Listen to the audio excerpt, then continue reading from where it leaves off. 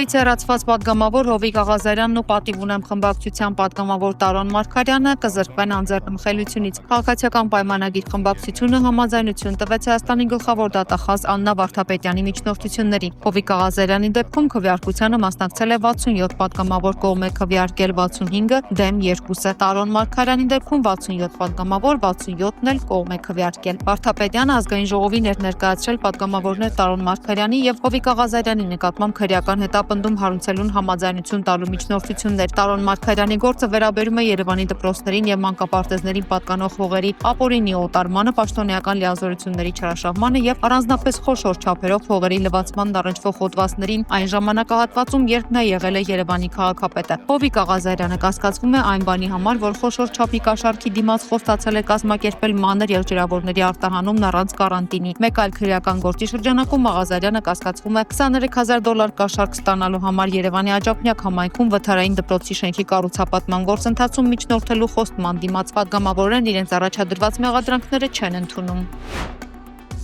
Գյումրիի թիմ ընտրություններին մասնակցող ընդդիմադիր երկու քաղաքական ուժերի Մայր Հայաստան ու Մեր քաղաքադաշինքի նախընտրական շտաբներում վաղ առավոտից խուզարկություններ են անցկացվել։ Առաջինը հազանգը հնչել է Մայր Հայաստանից։ Հետո տեղեկություն տարածվեց նաև ընդդիմադիր պատգամավոր Մարտուն Գրիգորյանի առաջնորդած Մեր քաղաքադաշինքի շտաբներում խուզարկությունների մասին։ Հակակոռուպցիոն կոմիտեն հաղորդագրություններ տարածել, թե նախաձեռնվել են քրեական վարույթներ ընտրակաշառք տալու, ստանալու, նաև ընտրության ժամանակ բարեգործության արգելքը խախտելու առերևույթ հանցագործությունների վերաբերյալ Հայաստանի ներքին գործերի քրեական ոստիկանությունից եւ ազգային անվտանգության ծառայությունից ստացված հաղորդումների հիման վրա։ Կարող եք ասել ինչ գործողություններ են կատարվում ներսը։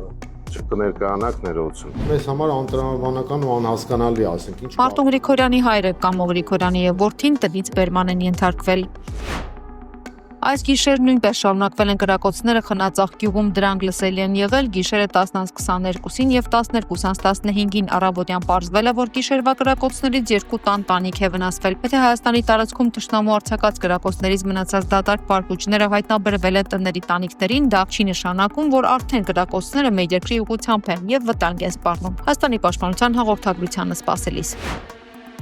Ադրբեջանի նախագահի հատուկ հանձնարարություններով ներկայացուցիչ Էլչին Ամիրբեկովը կոչ է արել Երևանին արագացնել խաղաղության համաձայնագրի ստորագրման գործընթացը, նշելով այդ հնարավորությունը հավերժ չի լինելու, իսկ այն բաց թողնելը ըստ ադրբեջանցի պաշտոնյայի սխալ կլինի։ Բաքվի եւ Երևանի միջև խաղաղության համաձայնագրի տեքստի շուրջ այս ամիս ավարտված բանակցությունները ճանապարհ են հարթում հարաբերությունների կարգավորման եւ դիվանագիտական կապերի հաստատման համար, սակայն այն իրագործելու համար Հայաստանը պետք է փոփոխի իր սահմանադրությունը, հրաժարվի տարածքային պահանջներից եւ դուրս բերի օտար ուժերը սահմանամերձ տարածքներից։ Չնայած ձեռք բերված պայմանավորվածություններին երկրների միջև լարվածությունը պահպանվում է։ Համաձայնագիրը ոչ թե վերջն է, այլ սկիզբը եւ խաղաղությունը կառուցվում է ոչ թե հայտարարությունների, այլ կոնկրետ քայլերի վրա։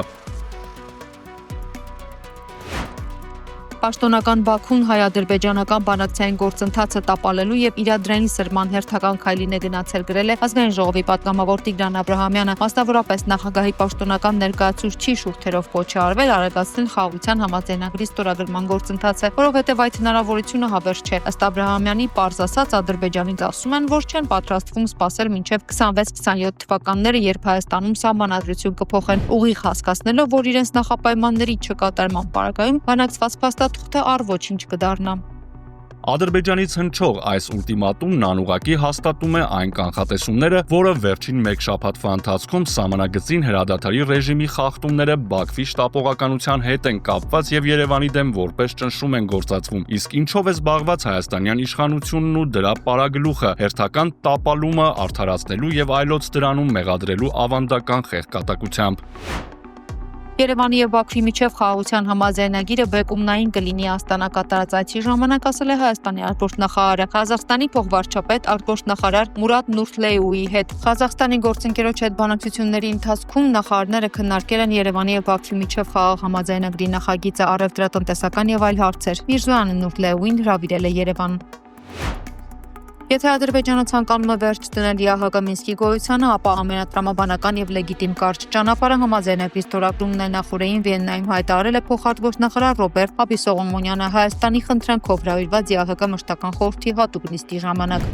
Աբի Սողոմոնյանը շեշտել է Մինսկի գործընթացի կառույցների հետագա գործունեության կարիք չլինի այն պահից, երբ խաղաղության համաձայնագիրը ստորագրվի պաշտոնական եւ ինստիտուցիոնալ կերպով արձանագրելով հակամարտության ավարտը։ Հակառակ դեպքում, ըստ փոխարտգործնախարարի, դա կնշանակի սայլը ձյուց առաջ դնել։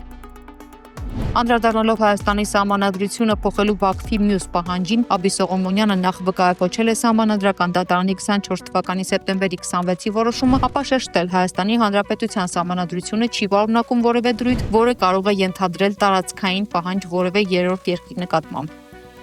Միևնույն ժամանակ փոխարտգործնախարարը նկատել է իրականում մտահոգություն է առաջացնում հենց Ադրբեջանի սահմանադրությունը, քանի որ այն պարունակում է դրույթներ, որոնք ենթադրում են տարածքային հավակնություններ Հայաստանի նկատմամբ։ Ադրբեջանի սահմանադրության նախաբանում հղում է արվում սահմանադրական ակտին, որտեղ կա հղում անկախության հռչակագրին, որտեղ նշվում է, որ Ադրբեջանի առաջին հանրապետությունն ընդգրկում է Արևելյան եւ Հարավային Անդրկովկասը։ 1919 թվականի նոյեմբերին Ադրբեջանի հանրապետությունը Անտանտին է ներկայացրել իր վարչատարածքային քարտեզը, որում ներկայիս Հայաստանի Հանրապետության տարածքի շուրջ 60%-ը ներառված էր Ադրբեջանի կազմում։ Այսպիսով Ադրբեջանի սահմանադրությունը պարունակում է տարածքային պահանջներ Հայաստանի Հանրապետության նկատմամբ։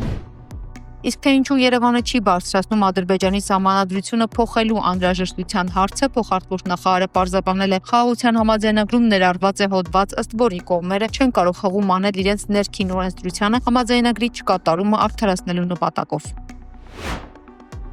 Էխո Բաքու ալիքում կազմակերպված քննարկման ժամանակ երկու ադրբեջանցի բանեվիճում են, թե պետք է արդյոք Բաքուն ստորագրի համաձայնեցված թուղթը, թե ոչ։ Քննարկման ընթացքում հնչում են բազմաթիվ ուշագրավ ինքնախոստովանական արտահայտություններ։ Դրանցից մեկը նոյեմբերի 9-ի դրույթների խախտման մասին է, մեկ այլ դրվագում ստորագրմանը դեմ հանդես եկողը ասում է, եթե ստորագրենք, Երևան չենք կարող մտնել, արևմտյան Ադրբեջանից չենք կարողանա խոսել։ Նա պնդում է, թղթի ստորագրում պետք չի, քանի որ Բաքուն գործընթացի ժամանակ հասնում է առավելագույն արդյունքի դիմացը, չստանձնելով որևէ պարտավորություն։ Իսկ ով կողմ է, ասում է, որ հետո Հայաստանում իշխանություն կփոխվի, իսկ իրենք արդեն լավ ձեռքբերումներ ունեն։ Բացի այդ, նա դիտում է տնտեսական էքսպանսիան որպես միջոց Հայաստանի հարցերը լուծելու։ Այս քննարկումից հետո հաղորդավարը իր Facebook-յան էջում գրել էր. Ադրբեջանին իսկապես խաղաղության պայմանագիր պետք չէ։ Մենք կարող ենք սուրճ պատվիրել եւ հանգիստ դիտել, թե ինչպես է Հայաստանը կատարում Ադրբեջանի բոլոր պայմանները, գրել է ադրբեջանագետ Տաթևիկ Հարապետյանը։ Ադրբեջանի նախագահ Իլհամ Ալիևը կնոջ Մեհրիբան Ալիևայի հետ մեկնել է օկուպացված Արցախ։ Նրանք մասնավորապես մասնակցել են Ակնայի շրջանի գյուղերից մեկի բացմանը, ծանոթացել է այստեղ կատարված աշխատանքներին, բացել տեղական գործադիր կառույցների համար կառուցված բազմաֆունկցիոնալ վարչական շենքը, մանկապարտեզի եւ դպրոցի շենքերը, հանդիպել նոր տներ տեղափոխված բնակիչների հետ եւ նրանց նվիրել բնակարանների բանալիներ։ Նկատելի է, որ վերջին օրերին ամերիկյան դիվանագիտական ապարատը ակտիվորեն աշխատում է Թուրքիայի հետ, փորձելով մեր տարածաշրջանում կանխել հնարավոր էսկալացիան։ Հնարավոր էսկալացիան ոչ միայն կարող է բացասաբար անդրադառնալ ռուս-ամերիկյան բանակցությունների վրա, այլև լրջորեն խանգարել ԱՄՆ-Իրան հնարավոր բանակցություններին, գրել է միջազգային агент Սուրեն Սարգսյանը։ Ակնհայտ է, որ Սյունիքի դեմ հնարավոր գործողությունների արդյունքում Իրանը ստիպված կլինի իրականացնել որոշակի քայլեր, կանխելու իր արտաքին սահմանի կորուստը, ինչը ի վերջո կհանգեցնի Թուրքիայի ներգրավմանը։ Այդ զարգացումից միանշանակորեն կօգտվի նաև Իսրայելը։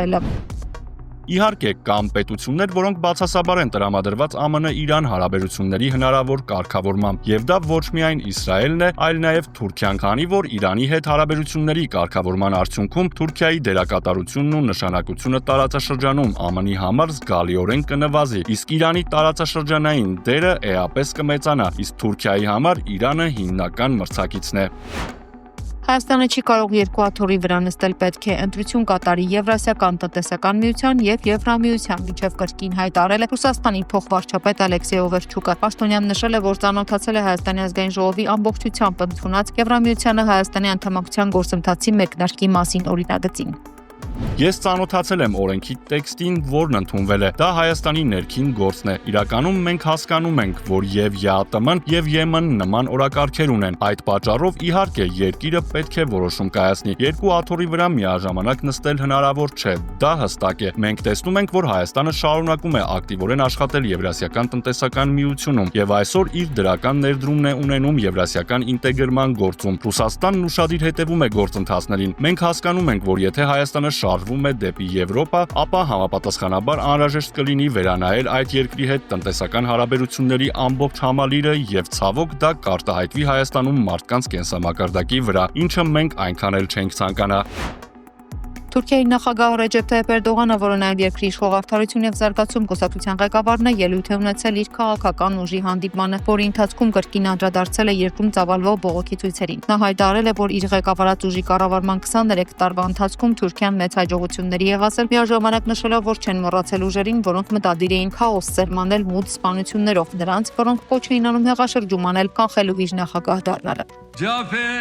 sokakta gürültü çıkartmak için Անկախ նրանից, թե ինչ հաջողությունների ենք հասել այս երկրի եւ այս ժողովրդի համար վերջին 23 տարիների ընթացքում, մենք դրան հասել ենք չնայած նրանց դավաճանություններին։ Նրանք ծրագրեր են կազմում հասնելու նրան, ինչին չեն կարող հասնել քաղաքական պայքարով, տնտեսության փլուզմամբ։ Թուրքական տնտեսության դեմ ուղղված ցանկացած դիվերսիա, սաբոտաժ այսուհետ դատական կարգով հետապնդվելու է։ Մենք երբեք չենք մոռանա նրանց, ովքեր անօրինական ճանապարհով փորձեցին մեզ հաղթել, նրանց, ովքեր այնքան հուսահատ էին, որ կրակի մեջ գցեցին երկիրն ու ժողովրդին։